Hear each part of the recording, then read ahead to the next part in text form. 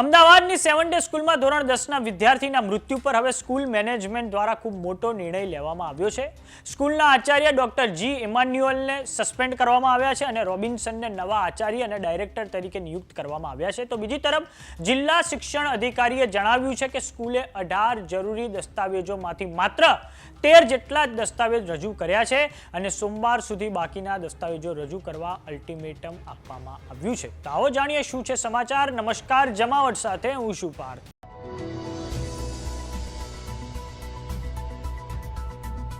અમદાવાદના ખોખરા વિસ્તારમાં આવેલી 7 ડે સ્કૂલમાં ધોરણ 10ના વિદ્યાર્થીના મૃત્યુ પર હવે હોબાળો મચી ગયો છે, જેમાં 7 ડે સ્કૂલ મેનેજમેન્ટની ખૂબ મોટી બેદરકારી સામે આવી છે. તો હવે આ ઘટનાના કારણે સ્કૂલના આચાર્ય ડોક્ટર જી ઇમાન્યુઅલને સસ્પેન્ડ કરવામાં આવ્યા છે અને હવે રોબિન્સનને નવા આચાર્ય અને ડાયરેક્ટર તરીકે નિયુક્ત કરવામાં આવ્યા છે. 7 ડે સ્કૂલની આ ઘટના પર પુણે સ્થિત 7 ડે સ્કૂલના મેનેજમેન્ટમાંથી 3 પ્રતિનિધિઓ અમદાવાદ આવ્યા હતા, જેમણે ડીઈઓ સમક્ષ સ્પષ્ટતા આપવાનો પ્રયાસ કર્યો હતો. જોકે ડીઈઓએ તેમની સફાઈને નકારી કાઢી અને આચાર્ય ઇમાન્યુઅલ અને વહીવટીવાળા મયુરિકા પટેલ અને અન્ય જવાબદાર સ્ટાફની તાત્કાલિક બરતરફીનો આદેશ આપ્યો હતો. આ ઉપરાંત સ્કૂલ મેનેજમેન્ટે હવે રોબિન્સનની આચાર્ય અને ડાયરેક્ટર તરીકે નિમણૂક કરી નાખી છે. ડીઈઓએ 7 ડે સ્કૂલને અગાઉ નોટિસ ફટકારીને 15થી વધારે દસ્તાવેજો રજૂ કરવા આદેશ આપ્યો હતો, પરંતુ સ્કૂલે માત્ર 13 દસ્તાવેજો રજૂ કર્યા હતા, જેમાં ધોરણ 9થી 12ની મંજૂરી, માઇનોરિટી સ્ટેટસનું પ્રમાણપત્ર શામેલ નથી. ડીઓએ થોડાક સમય પહેલા 1 સપ્ટેમ્બર 2025 સુધી બાકીના દસ્તાવેજો રજૂ કરવા અંતિમ નોટિસ જારી કરી છે. નહીં તો એક તરફી કાર્યવાહીની ચેતવણી પણ ડીઈઓ દ્વારા ઉચ્ચારવામાં આવી છે.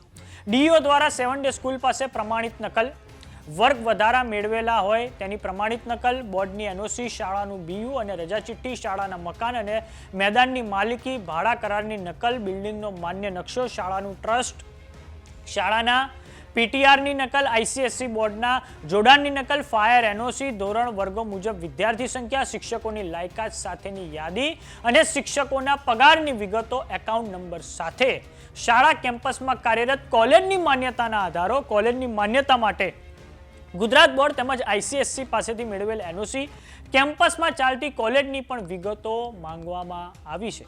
ખોખરાની 7 ડે સ્કૂલની જમીનનો ભાડા કરાર ત્વરિત દૂર કરવા વાલીઓએ થોડાક સમય પહેલા મ્યુનિસિપલ કમિશનર સમક્ષ માંગ કરી હતી. ગુરુવારે મ્યુનિસિપલ કોર્પોરેશનમાં આવેદનપત્ર આપી ગેરકાયદેસર બાંધકામ દૂર કરવા વાલીઓએ આક્રોશ ઠાલવ્યો હતો. રજૂઆતો સાંભળી વાલીઓને પદાધિકારીઓ અને ઉચ્ચ અધિકારીઓ તરફથી તપાસનું રટણ કરીને માત્ર ખાતરી અપાઈ હતી. હવે મ્યુનિસિપલ કોર્પોરેશન દ્વારા કાર્યવાહી કરાઈ છે કે નહીં તેના પર સૌની નજર છે. તો 7 ડે સ્કૂલમાં આજે વિદ્યાર્થીનું મૃત્યુ થયું છે તેના લીધે વાલીઓમાં ભારે રોષ જોવા મળી રહ્યો છે. 7 ડે સ્કૂલની આ ઘટના બાદ લગભગ 70 વાલીઓએ તેમના બાળકોના લિવિંગ સર્ટિફિકેટની માંગ કરી છે, જેમાં મોટાભાગની માંગ ધોરણ 6 થી 12ના વિદ્યાર્થીઓના વાલીઓ તરફથી છે. સ્કૂલે હાલમાં ઓફલાઈન ક્લાસ બંધ કરીને ઓનલાઈન ક્લાસ ચાલુ રાખવાનો નિર્ણય લીધો છે. ડીઓએ શાળામાં સુરક્ષા વધારવા, બેગ ચેકિંગ અને શાર્પ ઓબ્જેક્ટ પર પ્રતિબંધ જેવા પગલાં લેવાની સૂચના પણ આપી છે. તો થોડાક સમય અગાઉ અમદાવાદની 7 ડે સ્કૂલમાં એક વિદ્યાર્થીએ બીજા વિદ્યાર્થી પર ધક્કા મૂકી જેવી સામાન્ય બાબતે ઝઘડો થતા ધારદાર વસ્તુથી હુમલો કર્યો હતો, જેમાં એક વિદ્યાર્થીનું મૃત્યુ થયું છે, જેનાથી અમદાવાદના મણિનગર વિસ્તારમાં ભારેલા અગ્નિ જેવી સ્થિતિ બની ગઈ હતી. 7 ડે સ્કૂલમાં આજે ઘટના બની તેની તપાસ ક્રાઇમ બ્રાન્ચ દ્વારા કરવામાં આવી રહી છે. ક્રાઇમ બ્રાન્ચ દ્વારા શાળાના સીસીટીવી ફૂટેજ પણ મેળવવામાં આવ્યા છે. તેના કારણે હકીકત એ બહાર આવી છે કે પ્રથમ દ્રષ્ટિએ શાળાની ખૂબ મોટી બેદરકારી છે અને બીજી વસ્તુ ક્રાઇમ બ્રાન્ચના ધ્યાને એ પણ આવી હતી કે ઘાયલ વિદ્યાર્થી જ્યારે શાળાની અંદર આવ્યો ત્યારે તેને કોઈ પણ તાત્કાલિક સારવાર કે મદદ શાળાના તંત્ર તરફથી નહોતી મળી. આ ઉપરાંત 7 ડે સ્કૂલના પ્રશાસન પર આરોપ લગાવવામાં આવી રહ્યો છે કે તેમણે આખી ઘટનામાં પુરાવા નષ્ટ કરવાનો પ્રયાસ કર્યો છે. તો આ બાબતે તમારું શું માનવું છે અમને કોમેન્ટ બોક્સમાં લખીને જરૂર જણાવો. જો તમે અમને યુટ્યુબ પર જોઈ રહ્યા તો સબસ્ક્રાઇબ કરો. જો તમે અમને ઇન્સ્ટાગ્રામ અને ફેસબુક પર જોઈ રહ્યા તો ફોલો કરો. સાથે જ અમારી વોટ્સએપ ચેનલ આવી ગઈ છે, તેને જોઈન કરવાનું ના ભૂલતા. નમસ્કાર.